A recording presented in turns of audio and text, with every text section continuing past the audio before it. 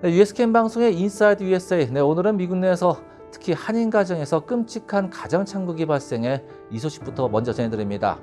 바로 아이오와주에서 40대 한인 여교수가 이 동갑내기 남편을 잔인하게 살해한 혐의로 기소돼 충격을 더해주고 있습니다.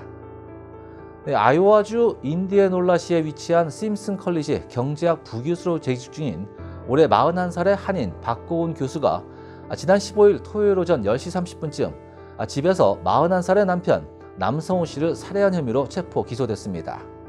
경찰에 따르면 사건 당시 아내인 박고은 씨가 남편의 손과 발을 케이블끈으로 결박해 의자에 앉힌 뒤 다시금 의자에서도 꼼짝달싹 못하게 결박을 했습니다. 이어 남편이 소리를 2024년 4월 25일 아이오와주 박고은 사건 마지막 재판 선고의 날.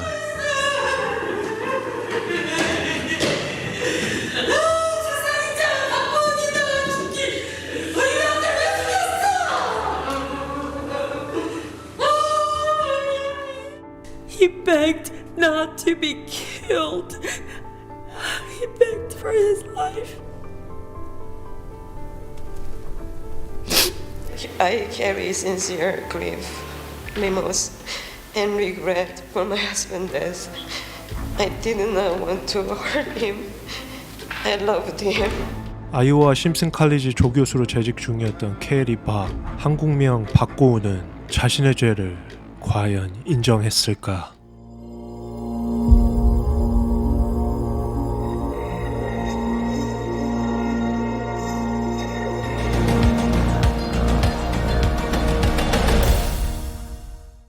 안녕하세요. 충실파의 UPD입니다. 이번 사건의 배경은 미국의 아이오와주 웨스트 디모인이라는 지역에서 벌어진 사건입니다. 개인적으로 저도 한때 학생 시절에 거주했던 곳이기도 해 유독 관심이 많이 갔었던 사건이기도 하죠. 저는 이제부터 객관적인 법원 기록문을 토대로 이 사건의 전반을 먼저 보여드릴 것이며 영상 후반부의 UPD의 비하인드 스토리에는 미국 언론에서는 거의 다루지 않았던 사건의 등장인물들, 그들의 지인들과 가족들의 인터뷰 모두를 보여드릴 것입니다. 이 모두를 듣고 시청하신 후 여러분들의 이 사건에 대한 개인적 생각은 어떠한지 댓글에 남겨주시면 감사드리겠습니다. 저는 이 사건의 신뢰성을 위해 아이오와주 대법원 항소서 State vs. 박고운의 법정 문서, 2024년 4월 25일에 업로드된 코트TV의 뉴스, 그리고 아메리카 K뉴스의 이 사건에 대한 취재 내용과 인터뷰 부분을 발췌하여 참고하였습니다. 마지막으로 요즘 종종 멤버십 가입을 어떻게 해야 하냐고 물어보시는 분들을 위해 영상 더보기란에 가입 링크를 올려놓았으니 일반 시청자분들의 많은 관심 부탁드리겠습니다. 그날의 사건. She was an assistant economics professor over at Simpson, and students there tell us her arrest left them dumbfounded. A couple of my roommates did have her as a professor this semester, actually. They had nothing but good things to say about her, you know. When she explained her life to the class, you know, she said she was very open about things, but students were under the impression she didn't have a husband. 2020년 2월 15일 토요일 오후 6시 47분 미국 아이오와주에 위치한 웨스트 디모인 지역에서 한 여인이 다급하게 911로 한 통의 전화를 겁니다. 그 전화의 내용은 자신의 남편이 숨을 쉬지 않는다는 것. 그 여성의 집으로 도착한 구급대원과 경찰은 세 개의 방 중 구석에 위치한 서재에서 한 남성의 얼굴이 바닥으로 향한 채 누워있는 모습을 발견하게 됩니다. 동시에 신고자였던 그 여성은 완전 패닉 상태였고 너무 무서웠는지 몸이 벌벌 떨고 있었죠. 경찰에게 발견된 그 남성은 이미 의식이 없는 상태였고 구급대원이 그에게 응급처치를 하는 도중 경찰은 그의 몸에 이상한 흔적들을 발견하게 됩니다. 손목과 발목 그리고 목 쪽에 가느다란 끈 모양의 상흔이 있었던 것이었죠. 경찰은 신고자였던 그 여성에게 오늘 어떤 일이 일어났는지 차근차근 설명해보라며 자초지종을 묻게 됩니다. 신고자였던 그녀의 이름은 케리 팍, 한국 이름 박고은이었고 자신은 인근 심슨 칼리지 경제학과 조교수라며 소개합니다. 그리고 의식이 없이 쓰러져 있던 사람은 자신의 남편, 남성우라고 소개하죠. 그녀는 자신과 남편이 몇 시간 전까지만 해도 서재에서 같이 평범한 대화를 나누었고 자신은 거실로 이동해 홀로 샴페인을 마시며 드라마를 보고 있었다고 진술합니다. 그러다 잠시 소파에서 잠이 들었고 몇 시간 있다 다시 일어났는데 서재에 있는 남편을 불러도 아무런 인기척이 없어 직접 서재로 와봤더니 남편이 의자에 몸이 묶인 채 바닥에 옆으로 엎어져 쓰러져 있었다고 진술합니다. 그리고 넥타이가 목에 감겨 있었다고 진술하고 그 모습을 보고 놀란 그녀는 의식이 없는 남편의 몸에 묶여있는 모든 끈들을 풀었다고 진술합니다. 그리고 나서 너무 무서운 마음에 바로 경찰에 신고했다 말합니다. 경찰은 곧바로 남편이 강도나 어떤 괴한이 침입해 공격한 것 같냐고 물었지만 신고자 박고은 씨는 자신은 자고 있었기에 아무것도 모르겠다고 답한 후 평소에 자신의 남편이 매우 우울감이 심한 우울증 환자였고 몇 주 전부터 극단적 시도를 계속해서 해왔다며 주장합니다. 경찰은 그녀에게 남편이 줄에 어떤 식으로 몸이 묶여 있었고 넥타이가 목에 어떤 식으로 묶여 있었는지 더 자세히 설명해달라고 요청합니다. 하지만 신고자 박고은 씨는 자신이 지금 너무 믿기지 않는 일을 당해서 잘 생각이 나지 않는다라며 말끝을 흐리고 계속해서 눈물만 흘립니다. 그리고 그녀가 말한 넥타이는 경찰이 아무리 찾아봤지만 어디에도 발견이 되지 않습니다. 이에 약간 의심스러운 점을 느끼게 된 경찰은 신고자 박고은 씨에게 경찰서로 동행해 사건 레포트를 같이 작성하자고 제안합니다. 그 사이 병원으로 후송된 박고은 씨의 남편 남성우 씨는 상태가 더욱 악화돼 병원에 도착한 지 약 5분 만에 숨을 거두게 됩니다. 경찰들과 함께 동행해 경찰서로 도착한 박고은 씨는 경찰들과 여러 가지 이야기들을 하게 되는데 자신의 남편은 사실 결혼 초기부터 자신을 물리적으로 폭행하기 시작했고 그때마다 자신에게 용서를 구했다라며 폭행 이후로는 남편 자신이 너무 흥분해 박고은 자신을 때릴 때마다 여보 이제부터 내가 혹시 당신을 때리거나 상처를 줄 것 같으면 나의 손과 발 전체를 묶어줘 라며 자신에게 부탁했다고 진술을 추가합니다. 경찰은 바로 지금 말한 모든 것들을 뒷받침할 증거들이 있냐고 물었고 박고은 씨는 자신의 폰에 이와 관련된 문자, 사진, 비디오가 다 남겨져 있다 답합니다.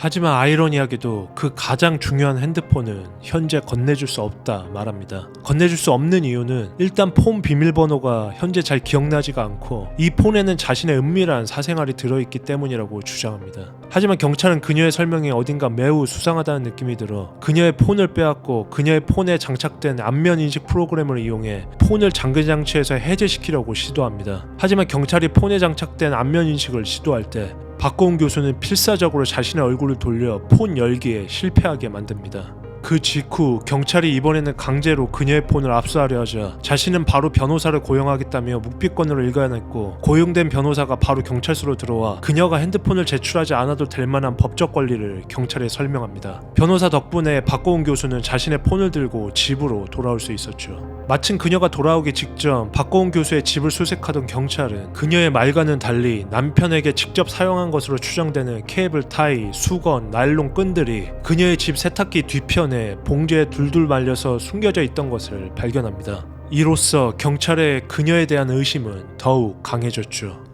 하지만 약 10시간 후인 2월 16일 일요일 오전 박고은 교수는 웬일인지 자신의 발로 직접 경찰에 출두합니다. 이번에는 울거나 슬퍼하는 표정이 없이 아주 차분한 상태였고 암호가 풀린 자신의 폰을 직접 경찰에게 전달합니다. 그리고 어제 이야기하지 않은 정말 중요한 사건을 진술하고 싶다며 갑자기 자신과 사망자 남편인 남성우 씨에 대해 이야기하기 시작합니다. 그녀의 주장에 의하면 그 둘은 사실 토요일 오전에 집으로 오는 차 안에서 매우 심하게 다투었고 남편 남성우 씨가 여느 때와 같이 화를 이기지 못해 차 안에 백미러를 부수는 듯 매우 폭력적인 행동을 하기 시작했다고 합니다. 이 점에 놀란 박고은 교수는 남편에게 이제 그만 좀 하라며 당신의 폭력적인 행동에 너무 지친다고 하소연했고 그 하소연을 들은 남편인 남성우 씨는 그럼 이제부터 자신의 폭력적인 행동이 나오게 되면 곤란하니 자신을 집안에 들어가 꽁꽁 묶어달라고 부탁했다고 합니다. 그리고 실제 이런 행동들은 둘 사이에 평소에도 가끔씩 해왔던 것이라고 주장합니다. 그리하여 박 교수는 남편 남성우 씨를 서재로 데려와 의자에 앉혀 케이블 타이와 수건들을 이용해 손목, 발목을 묶을 수밖에 없었다고 진술합니다. 심지어 남성우 씨가 그 자신이 큰 소리를 지르며 와이프에게 욕을 할 수 있기에 입까지 막아달라며 덕테이프로 입을 막아달라고 부탁했다고 하죠. 그리하여 어쩔 수 없이 박고은 교수는 남편의 입에 덕테이프를 붙일 수밖에 없었는데 그가 혀를 깨무는 등 더욱 극단적인 선택을 할 수도 있기에 걱정되어 입안에 양말을 넣어 그 위에 입 주변까지 덕테이프로 감쌌다고 주장합니다. 그리고 남편이 혼자 움직이다 의자가 넘어지면 얼굴 부분이 다칠 수 있으니 이마와 눈 부분까지 수건으로 감쌀 수밖에 없었다고 주장하기도 하죠. 이 모두 남편인 남성우 씨가 원했던 일이었고 그를 서재에 남겨두고 자신은 거실로 나와 여느 때와 같이 즐겨보던 드라마를 보았고 샴페인을 한잔하고 잠이 들었다는 이야기였습니다. 몇 시간 후 잠에서 깬 그녀는 서재로 가보았더니 의자가 앞으로 꼬꾸라져 있었고 남편이 숨을 안 쉬는 것 같길래 그의 손목과 발목에 묶여있던 케이블 타이를 자신이 직접 끊었고 머리 부분에 있던 수건들도 모두 벗겼다고 진술합니다. 경찰은 이 모든 상황이 정상적이지 않기에 진짜 목적은 무엇이었냐고 물었지만 박고은 교수는 남편의 폭력이 가중되고 자신을 해할지도 모른다는 무서움에 어쩔 수 없이 그의 요청에 따라 몸을 묶을 수밖에 없었다고 진술합니다. 역시 그녀는 이 진술을 할 때마다 닭똥 같은 눈물을 흘리고 있었죠. 경찰은 그녀에게 남편이 폭력을 행사했다는 증거를 갖고 있느냐고 재차 물었고 그녀는 기다렸다는 듯이 자신이 챙겨온 2장의 진단서를 보여줍니다. 한 장은 남편이 던진 램프에 맞아 목과 얼굴에 상처가 났던 일이었고 또 한 장은 그가 폭행을 하는 바람에 엄지손가락이 부러져 치료를 받은 진단서였죠. 심지어 남편 남성우 씨가 영문으로 직접 자신의 반성문을 박고은 씨 이메일로 보낸 흔적도 증거라며 둘이 공증까지 받은 서류라고 경찰에게 직접 제출하기도 합니다. 이런 여러 점들을 본 경찰은 박고은 씨에게 오히려 되묻습니다. 그럼 이렇게까지 여러 물적 증거들이 있는데도 불구하고 지금까지 어째서 남편에게 폭행을 당한 뒤 경찰에 신고하지 않았나? 라고 물었고 그녀의 대답은 그때마다 신고를 하려 했지만 매번 남편이 자신을 신고하면 죽어버리겠다고 협박을 했고 그의 신변이 너무 걱정돼 계속해서 신고를 하기가 망설여졌다고 진술합니다. 하지만 이렇게 그녀가 직접 출두한 후 3일 뒤인 2월 19일 드디어 사망한 남성우 씨 시신에 대한 검시 결과가 나오는데 그의 직접적인 사인은 목에 남겨있던 가느다란 줄 흔적으로 유추할 수 있는 누군가의 목졸림에 의한 질식사. 사인을 들은 경찰은 바로 피해자 남성우 씨와 죽을 때까지 같이 있었던 그의 아내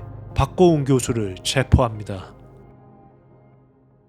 박고은과 남성우 1979년생 박고은은 키가 162에 몸무게가 49kg였던 아담한 체구의 여성이었죠. 그녀는 2000년에 연세대를 다니던 도중 미국으로 유학을 떠나기로 결심합니다. 그렇게 F1 학생 비자를 갖고 뉴욕으로 들어와 약 4년 동안 공부를 한 뒤 2006년 뉴욕 주립대 알바니 캠퍼스에서 학사를 취득하죠. 그리고 4년 후인 2010년에는 뉴욕대에서 석사 학위, 7년 후인 2017년 뉴욕 시립대에서 경제학 박사학위를 취득합니다. 그 무렵 그녀는 친구를 따라간 뉴저지주에 위치한 한 한인교회에서 지금 남편이 된 남성우 씨를 만납니다. 남성우 씨는 175cm의 키에 몸무게는 약 80에서 90kg가 나가던 체구가 건장한 남성이었죠. 그는 어릴 적 동생과 미국애와 시민권자인 한국계 미국인이었고 순한 성격의 컴퓨터 쪽을 전공한 수재였죠. 그렇게 박고은과 남성우는 서로 38살의 같은 동갑 나이였고 친구처럼 지내다 점차 연인으로 발전합니다. 하지만 추후에 밝혀진 사실이지만 대다수의 그 교회의 신도들은 그 둘이 연인이라는 사실을 거의 아무도 알지 못했죠. 그 둘은 서로 어떠한 계약을 하고 어떠한 관계를 맺기로 합의가 되었는지는 모르겠으나 소수의 가족들만이 그 둘의 사이를 알고 있었고 결국 결혼까지 맺고 같이 살기로 했다는 사실들을 알게 됩니다.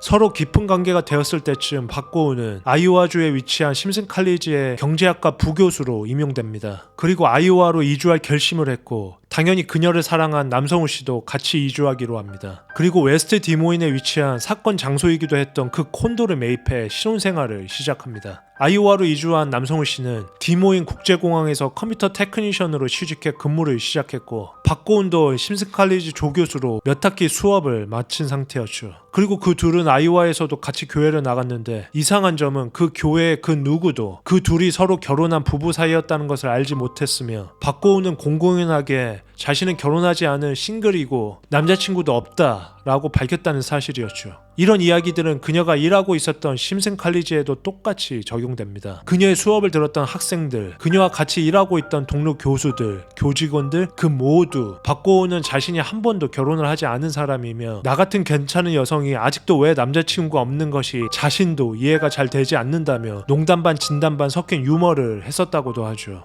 그리고 무엇보다 이상한 점은 그 둘이 약 3년 동안 결혼 생활을 유지한 사실을 알고 있었던 남성우 씨의 가족들은 이상할 만큼이나 아들과 연락하기가 매우 어려웠다는 사실이었죠. 사실 그 둘이 결혼 생활을 시작할 때부터 남성우 씨의 집안 사람들은 모두 다 반대를 해왔던 것이었고 그 점을 인지하고 있었던 탓인지 아니면 박고은의 무언의 압박이 있었는지는 몰라도 남성우 씨는 자신의 가족들과의 연락을 끊으며 살아왔다는 사실이 밝혀집니다. 재판의 시작과 끝.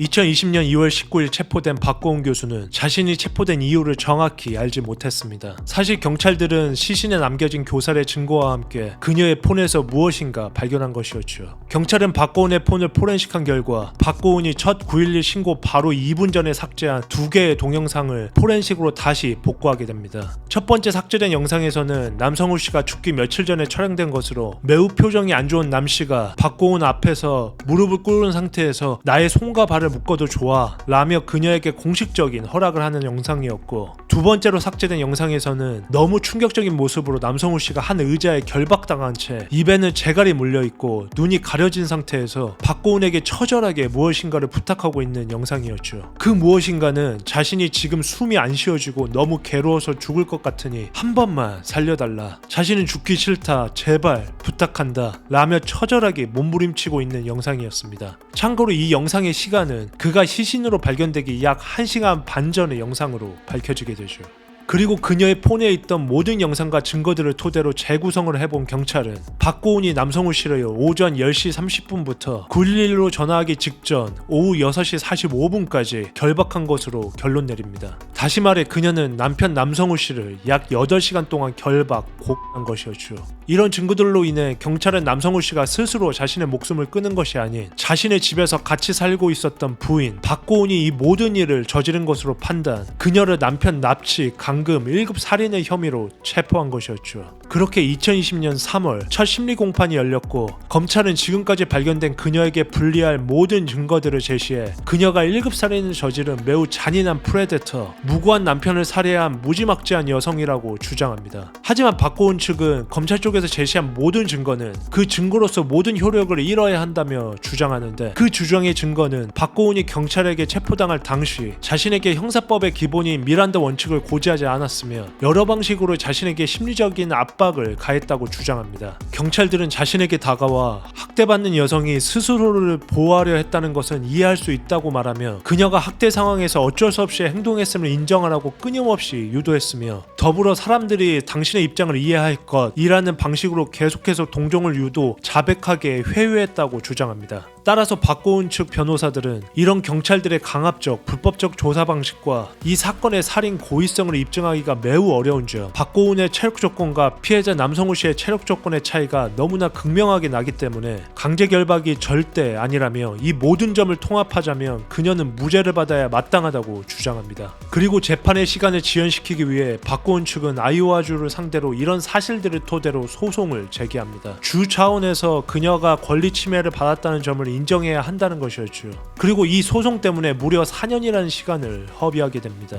결국 아이오와주와의 소송에서 패소하게 된 그녀는 재판에서 모든 증거가 의미 있게 채택되게 되고 2022년 재판이 다시 시작되죠. 그리고 2024년 4월 25일 이 재판의 마지막 날, 박고은 측은 그녀 스스로의 모든 죄를 인정하고 양형 협상에 들어갑니다. 그녀는 어릴 적부터 자신의 친아버지로부터 여러 번의 가정폭력을 당한 가정폭력의 피해자였고, 남성우 씨와의 결혼생활 속에서도 그에게 여러 번 폭행을 당한 가정폭력의 피해자라며 주장하기 시작합니다. 남편의 폭력에 대항하기 위해 어쩔 수 없이 이런 선택을 할 수밖에 없었다는 것이었죠. 그리고 실제 남성우 씨가 썼다는 영문 반성문도 증거물로 보여주기도 하죠. 하지만 이 점들은 모두 거짓말이라며 진실이라면 그녀가 살인에 쓰여진 여러 증거들을 은폐할 시도를 할 필요가 없었을 것이며 신고 전에 그 2개의 영상들을 삭제할 이유도 없었을 것이라며 아이오와주 검사는 그녀에게 모든 혐의를 적용해 25년형을 받아야 마땅하다고 재판부에 청구합니다. 하지만 결국 마지막에 법원은 박고은 변호인 측이 주장한 그녀는 가정폭력의 피해자라는 주장에 설득력이 있다며 그녀에게 겨우 징역 10년형 그리고 피해자 남성우 씨 가족에게 배상금 15만 달러만을 지불하라 명령받습니다. The sentences imposed in counts 1, 2, and 3 shall run concurrently with one another.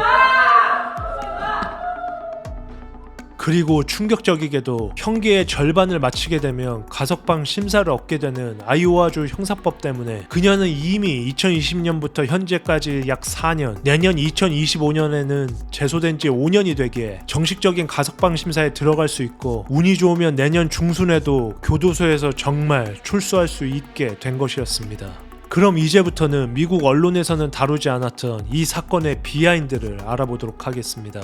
참고로 이제부터 나오는 여러 지인들과 가족들의 인터뷰는 실제 아메리카 K뉴스의 보도로 밝혀진 팩트라는 점 미리 알려드립니다. UPD의 비하인드 스토리. I begged him multiple times to please to break away from her because she was a money and soul-sucking evil. He begged not to be killed. He begged for his life. 지금부터 나오는 음성의 주인공은 올해 73세인 피해자 남성우 씨의 아버지와 아메리카 K 언론사의 이상현 기자의 목소리입니다. 아빠 되는 사람이 과정이 너무 힘들었었어요. 너무. 그러셨겠죠. 네. 저쪽에서 형량을 낮추려고 네. 우선 저희 입장은 이제 내부적인 불만 검사가 25년 형 청구했는데 그리고 보석금도 500만 불이가 책정돼서 석방이 돼버리고 여러 가지요. 네. 뭐 저희의 불만은 이루 말할 수가 없죠. 그래서 이제 그 형이 떨어질 때 막 가족들이 울고 난리를 쳤었는데 네. 나는 그래요. 피해자 가족 아무리 억울해도 판사가 형을 때렸으면 네. 그걸로 승복을 해야 된다 생각해요. 태권도를 배우고 건장했지만 항상 친구들을 도와주고 선교 여행도 다녀올 만큼 신실했던 아들. 하지만 박 씨와 결혼 후 가족과 연락을 끊어 남남처럼 지내야 했다는 남 씨의 아버지는 결혼 이후 처음으로 접한 아들이 소식이 사망이라는 사실에 억장이 무너져 내렸다고 말했습니다.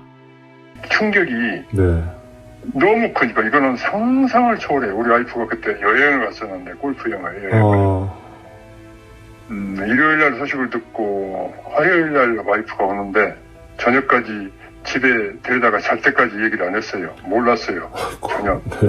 아침 먹고서. 그러니까 그거는 안 겪어본 사람은 몰라요. 그러시겠죠. 오바이트가 계속 나오는데 6시간을 걸어도 필요가 없고 이거는 그러니까 그 고통은 내가 죽고 싶다 이거였어요. 아버님 제가 몇 가지만 좀 여쭤봐도 되겠습니까? 그 좀 예. 독자들이 궁금해하는 게 있어요. 정말 아드님께서 무슨 그 박고은 씨가 주장한 대로 무슨 폭력적이거나 그런 성향이 있었습니까? 글쎄요. 그거는 믿음도 좋았고 교회에서 만났죠, 둘이. 예, 그런 걸로 알아요. 네. 그리고 선교도 많이 다녔거든요. 그리고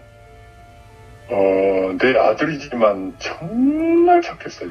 착했고 네. 어려서도 이제 가정에서 누굴 흉볼 일 있잖아요. 네. 절대 동의를 안 했어요. 누구 흉을 보면. 그리고 태권도 유단자여서 학교 다닐 때도 상당히 다른 애들을 많이 도와준 걸로 내가 들었고요. 그리고 둘이 폭력이 있었는지 없었는지는 나는 모르죠. 그거는. 근데 내가 배우고 이렇게 지혜롭은 바라는 마음이 굉장히 여려요. 예. 그 박고은 씨랑은 교류가 좀 있으셨던 건가요? 한 번도 안 봤어요. 그날 처음 봤어요. 내가 보는 내 아들은 착하고 그렇게 조금 정의롭고 했는데 네. 여자하고 살 때 폭력했는지 안 했는지 그건 모르죠. 내가 안 봤으니까. 그 여자를 만난 뒤로 우리 가족하고 거의 소식을 끊다시피 됐어요. 네. 피고인석을 바라봐서 처음에는 야 저렇게 한 주먹도 안 되는 여자가 어떻게 아들을 죽였냐고 약간 화가 났었는데 이렇게 인터뷰를 이어가던 중 아버지 남 씨로부터 뜻밖의 박고은 씨에 대한 충격적인 사실을 듣게 됩니다. 참 불쌍하다. 아들은 죽었으니까 깨끗이 끝나버렸지만은 이거 죽여서 니는 딸도 있고 부모도 있는데 이 멍해를 니 어떻게 감당할래? 네. 아버님, 아까 딸이 있다 그러셨는데 네. 네? 네? 가해자 박고은 씨. 가해자 딸이 있어요. 딸이 28인 거죠. 그러니까 속이고, 그러니까 이제 결혼 이제 저기 이혼녀인데 속이고 결혼을 한 건가요, 아드님이랑? 아들은 이제 속속들이 우리한테 얘기를 안 했으니까 속였는지 그 자체도 몰라요. 혼인신고 한지도 몰랐어요, 우리는. 학교에다가도 결혼했다는 얘기를 안 했다 하더라고요. 안 했다고 그러더라고요. 네. 그러니까 우리는 결혼한지도 몰랐고. 딸이 28살이라고요?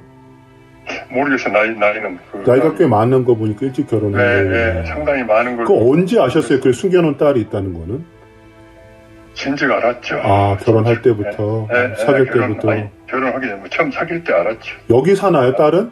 미국에? 그걸 몰라요, 지금. 2002년에 그 박공희가 딸 낳았다고 그랬다고 그러네요. 2002년에? 그러면 23살이네? 22살이네. 아버지 남 씨는 이 같은 사실을 재판 과정에서 검찰로부터 알게 됐다고 했습니다. 검사가 박고은 씨의 한국 가족 관계를 파악하기 위한 과정에서 발견된 사실이라고 했습니다. 딸이 있는 거는 이쪽 검사 쪽이 다 서치를 우리가 허락하고 해버렸어요. 주민등록번호까지 여기가 다 있네요. 이름까지 있나요? 결혼한 남자 이름까지, 딸 이름까지. 서울 원평구에서 7월 10일 2001년도에 현이랑 결혼했고요. 네. 검사가 보내준 거 이건 공개해도 되잖아요. 언제 이혼했나요, 그럼요? 모르죠. 그건 모르겠어요. 가족관계증명서에 그렇게 나와 있구나. 아드님이 그 사건 나기 며칠 전에 학교를 찾아갔었거든요. 학교를요? 그 여자, 그 박고은 씨 학교를, 대학을 찾아가서 만났다고 그러더라고요. 대학 관계자들하고. 그 얘기는 혹시 아세요? 몰라요. 예, 그랬다고 하더라고요. 아마 그 영주권 뭐 이런 비자 문제가 아닐까 다들 그렇게 추측은 하고 있더라고요. 아마도 내 추측은 영주권을 취업을 못하니까 아들하고 혼인신고를 하지 않았는가. 그래놓고 학교 다니는 속이지 않았는가. 생각에 정상인은 아니에요. 여기서 내가 그 사람을 절대 나쁜 평을 안 했는데 정상이 나한테 물었으면 결혼 안 시켰죠. 근데 왜냐면 그 여자를 만난 뒤로 우리 아들이 나쁜 쪽으로 너무너무 달라져 버리니까 가족을 완전히 외면해버리고 등져버렸어요. 이 여자를 만난 다음부터? 네. 그러면 그 여자가 좋은지 나쁜지 알잖아요. 네. 감사할게요. 아드님이 키가 얼마나 되세요?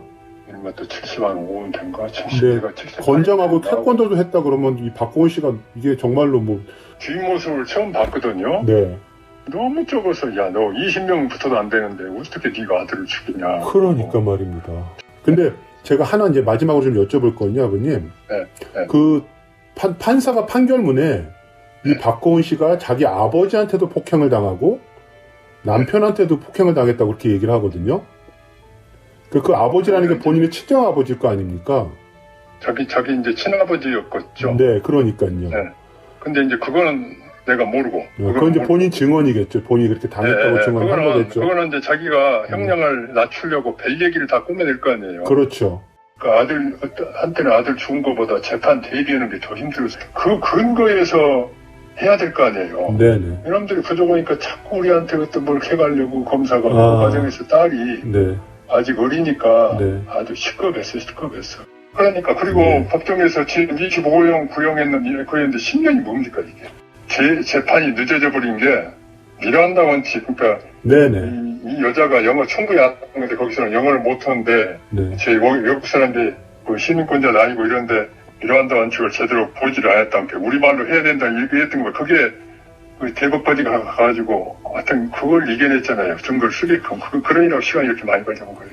가족들 설득이 더 힘들었어요. 우리 여기서 놓자. 거의 커버할 에너지 가지면 우리 앞으로 살자. 사는데 쓰자. 4년여 동안 이 재판이 마무리된 뒤로 우리 가족들이 있거든요. 끝이 빨리 큰 산이 하나, 아들 죽은 것도 어려운데 산이 하나 있다가 산이 없어졌으니까 사이까지도 사이도 너무너무 많이 도와주고 그랬어요. 우리의 그 단점도 보일 텐데 전혀 하나도 부정적으로 생각을 않고 그냥 지 일같이 이렇게 해줘서 고맙고 그래서 마지막에 갔다 와서 식사하면서 그랬어요. 다 잊어버리고 우리가 혹시라도 거기다가 에너지 쏟을 일 있으면 우리가 사는데 쏟자. 내가 영어를 못해서 딸한테 이 큰 일을 맡겨놓고 뒤에 있자니 너무너무 내가 아팠다 마음이.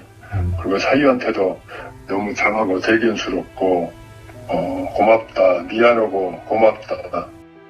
추후 밝혀진 박고은 교수의 과거는 충격적이었습니다. 그녀는 이미 지난 2001년 7월 10일 그녀의 나이 23살일 때 서울 은평구에서 한 남성과 첫 번째 결혼을 올렸던 사실이 밝혀집니다. 이미 결혼식 이전에 임신한 상태로 추정되고 그녀는 다음 해인 2002년 바로 자신의 딸을 출산하죠. 즉 다시 말해서 그녀가 남성우 씨와 결혼한 당시였던 2017년에는 이미 15살짜리 아이가 있었던 것이었고 남성우 씨의 가족들은 그 사실을 둘이 결혼을 올릴 때쯤에서나 알게 됩니다. 그렇게 그의 가족들은 박고은을 끝까지 반대했던 것이었죠. 하지만 박고은의 울타리로 이미 깊숙하게 들어와 버린 남성우 씨는 그녀를 포기하지 못하고 자신의 직업까지 버리며 중서부에 있는 아이오와로 같이 이주한 것이었습니다. 그리고 경찰의 수사 중 몇 가지의 사실들이 더 밝혀지는데 그중 첫 번째는 시민권자의 남성우 씨와 결혼한 박고은은 어떠한 이유에서인지 바로 결혼 영주권을 신청해 받지 않았고 심슨 칼리지 부교수로 임용되어 올 때 H-1B 비자 스폰을 받은 사실이 밝혀집니다. 그 말 뜻은 그 둘이 법적인 혼인신고를 올리지 않은 무늬만 부부였다거나 박고은이 일부러 자신이 싱글이어야만 하는 이유가 있어 혼인신고 후에도 영주권 신청을 계속해서 미루어왔다는 말이 됩니다. 수사 중 밝혀진 또 다른 진실은 남성우 씨가 사망하고 박고은이 체포될 당시 그 집에서는 2개의 저축계좌가 발견됩니다. 그 2개의 계좌에는 각각 40만 불씩 총 80만 불, 하나로 약 12억 정도의 돈이 들어가 있었는데 그 2개 모두 박고은의 혼자만의 명의로 올려져 있었죠. 그 남성우 씨가 혹시 뭐 술을 좋아한다거나 폭력적이었거나 그런 성향을 혹시 보신 적은 있으세요? 전혀 없어요. 그런 거는 전혀 없고요. 맞으면 맞았지 뭐 때리고 하고 그런 성격은 전혀 없어요. 거기서 그 박고은 씨를 만난 거죠? 그 교회에서. 그렇죠. 처음 만난 지는 언제는 모르겠는데 네. 그 후로 사귄다는 얘기가 돌아온 후부터는 이제 그때부터는 이제 연락이 끊겼거든요. 그 교회를 안 나왔어요? 그렇죠. 그러고 나서 몇 개월 다니고 서로 사귄다는 얘기가 있고 나서 교회에 안 나왔다고요, 둘 다? 그렇죠. 그럼 박고은 씨에 대한 인상은 좀 어떠셨습니까? 그냥 인상은 뭐 예쁘장하게 생겼는데 교회에서 만난 거잖아요. 네. 근데 이제 좀 스킨십이 좀 과하다라는 뭐 좀 아무래도 보수적이니까 교회에서. 그러니까 좀 과하다라는 그런 인상을 받기는 했어요. 그 남자들한테도요? 그렇죠. 실제로 만난 지 얼마 안 된 성우한테 교회 행사 도중 갑자기 업어달라고 해 남 씨가 어리둥절해하면서도 업어준 적이 있다고 했습니다. 그때 뭐 사귀기 전이었던 것 같은데 덥석업 이렇게 업히더라고요. 에? 무거를 그러니까 업어달라고 해가지고 업히더라고요. 아니 그냥 교회에서요? 그렇죠, 교회에서. 혹시 그래서 그 박고은 씨가 딸이 있는 저 이혼녀라는 사실은 모르셨죠? 네, 진짜요? 네. 그건 전혀 몰랐어요. 저긴 무조건 그때 교회에서 봤을 때 완전 아가씨 형사던데. 근데 그 나중에 그 수사 결과나 이런 걸 보면 박고은 씨한테 돈이 한 80만 불 계좌가 있다는 얘기가 나왔어요. 80만 불이요? 네. 남성우 씨가 뭐 그렇게 직장을 가지고 뭐 투자해서 그렇게 벌기는 좀 힘들었겠네요. 그거는 저도 모르겠는데 성우가 부모님이 뭐 워낙 잘 나가셨기 때문에 네. 성우는 부모님하고 같이 일할 동안은 얘는 뭐 돈 걱정은 안 했던 것 같아요. 이 사건의 진실은 과연 무엇이었을까요? 한낱 순진하고 사랑의 진심이었던 한 남성이 간악하고 가스라이팅을 잘하는 한 여성을 만나 모든 것이 빨리고 아주 잔인하게 살해당한 비극적인 사건인 걸까요? 아니면 어릴 적부터 자신의 친아버지의 폭력과 성인이 된 후 만난 두 번째 남편에게도 같은 폭력을 당한 무고하고 아주 불쌍한 여성의 어쩔 수 없는 과실치사로 인한 살인사건인 걸까요? My future has never been more uncertain. I say this not to ask you for pity or to define myself only as a victim. I carry sincere grief, remorse, and regret for my husband's death. I did not want to hurt him. I loved him. 심슨 칼리지 조교수였던 박고은은 이르면 내년 중순쯤 가석방의 기회를 얻게 됩니다. 또 다른 이용자는 뉴욕의 성우 어머니 가게에서 일했는데 성우는 우리 모두에게 친절하고 성경 공부도 함께하며 자녀가 있는 우리들에게 많은 조언과 위로를 해줬다면서 박 씨가 가게에 와서 얼마나 못된 언행과 행동을 했는지 수사관들과 판사가 알아야 한다는 댓글을 올리기도 했습니다. 남성우 씨의 명복을 빕니다. 다음 사건 파일이 궁금하시다면 구독, 좋아요, 알림 설정 부탁드리겠습니다.